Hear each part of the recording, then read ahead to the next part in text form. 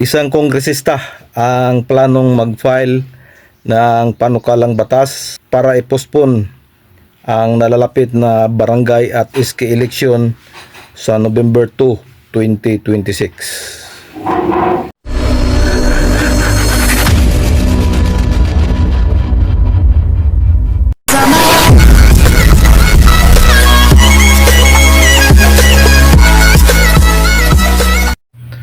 Hello. Welcome back mga kapobre sa ating munting channel, Cap John Official. Ito po ang Pobreng Mapalad Vlog. So binago lang natin yung pangalan. So isang mapagpalang araw ng linggo sa ating lahat mga kapobre. Panibagong araw, panibagong biyaya, panibagong pag-asa, panibagong lakas at panibagong vlog na naman mga kapobre. So for today's vlog ay himay-himayin at pag-usapan natin yung upload natin kahapon patungkol doon sa isang congressman na may planong magpasa ng batas para i-postpone ang barangay at SK election sa November 2, 2026. At yan po ay walang iba kundi si Congressman Albi Benitez. Siya po ay isang deputy speaker sa Kongreso at kasalukuyang congressman ng Lone District o Bacolod City. So sabi niya kahapon sa kanyang panayam ay pabor siya na i-postpone muli ang barangay at SK election para pagtuunan ang kinakaharap nating krisis ngayon mga kapobre. At mantakin nyo mga kapobre na 13 to 14 billion pala ang budget para sa barangay at SK election. So panigurado yan mga kapobre, pag nagpasa ng batas yan si Congressman Albi Benitez ay panigurado maraming susuporta dyan na mga congressman, dahil pag nagkataon at matuloy talaga yung eleksyon sa November 2, 2026 ay mamumulubi na naman ang ating mga congressman, dahil ilalapit yang mga municipal mayor, mga gobernador, lalapit yan sa kanilang mga kaalyadong congressman para humingi ng suporta, especially yung pinansyal na suporta para sa kanilang mga manok sa kanya-kanyang mga barangay. So panigurado pag naghain yan ng panukalang batas si Congressman Albi Benitez postponing the barangay and SK election ay marami pong susuporta dyan. Alams na yan. So dahil yung mga congressman ay pabor yan palagi pag may postponement sa barangay at SK election, dahil malaki ang kanilang masisave dyan. So mga kapobre, antayin natin pag nagpasa na, kasi sabi ni Congressman Albi Benitez magpasa daw siya ng panukalang batas para i-postpone ang nalalapit na barangay at SK election.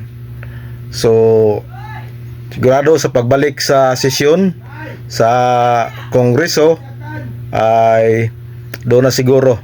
Alam kong mayroon na ding mga kinakausap yan si Congressman Albi Benitez na mga kaalyado niya o mga kaibigan niyang mga congressman, na kung siya ay magpapasa ng panukalang batas na yon ay hinikayatan niya na sumuporta sa plano niyang pagpasa ng panukalang batas. So mga kapobre, asahan na natin yan. Pag may nagpasa dyan at ma-approve sa Kongreso, panigurado na naman, andyan na naman si Attorney Mac Makalintal.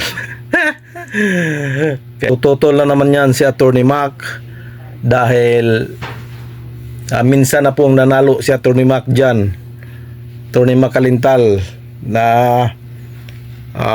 bawal ang pagpospon sa barangay at SK election. Pero itong nangyayari ngayon mga kapobre, panigurado mahaba-habang usapan to. Hindi naman po ito i-postpone or hindi naman to naisipan ni Congressman Albi Benitez kung walang dahilan. At ang kanyang dinadahilan po ay ito pong kinakaharap na krisis sa ating bansa. Dulot ng sigalot giyera sa bansang Iran, Israel at Amerika. So apektado po tayo dito, hindi man tayo kasali sa giyera, pero yung ating mga basic commodities ay apektado dahil nagtaas po ang presyo ng langis. So yan po ang nakitang dahilan ni Congressman Albi Benitez kung kaya kailangan daw niya magpasa ng batas para mapag-usapan sa Kongreso kung ito ba talaga ay kinakailangan. So nangangamoy postponement na naman to mga kapobre, pero antabayan na natin yan kung ano ang mangyayari. Huwag tayong bibitaw dahil nalalapit na po. 7 buwan na lang po ay eleksyon na sa barangay. November 2, 2026. Yan po ang ating pagkatandaan. Isa lang po ang ating masisiguro mga kapobre, habang wala pa po itong panukalang batas na ihahain pa lang ni Congressman Albi Benitez, ang ating halalan po ay sa November 2, 2026. At yan po ay batas na. Hindi na po basta-basta mabago yan. Maliban na lang kung yung sinasabi ni Congressman Albi Benitez na magpasa siya ng panukalang batas na pag-postpone at susugan ng kanyang mga kaalyado, yung mga congressman, at lalo na kakatiga ng Korte Suprema. So yan po ang ating update mga kapobre, kasi po naging trending po yung pahayag ni Congressman Albi Benitez, kaya tinatalakay natin mga kapobre. So hanggang dito na lang. This is your Cap John Official. Happy Sunday everyone. God bless us all. Please support, like, subscribe. Bye bye.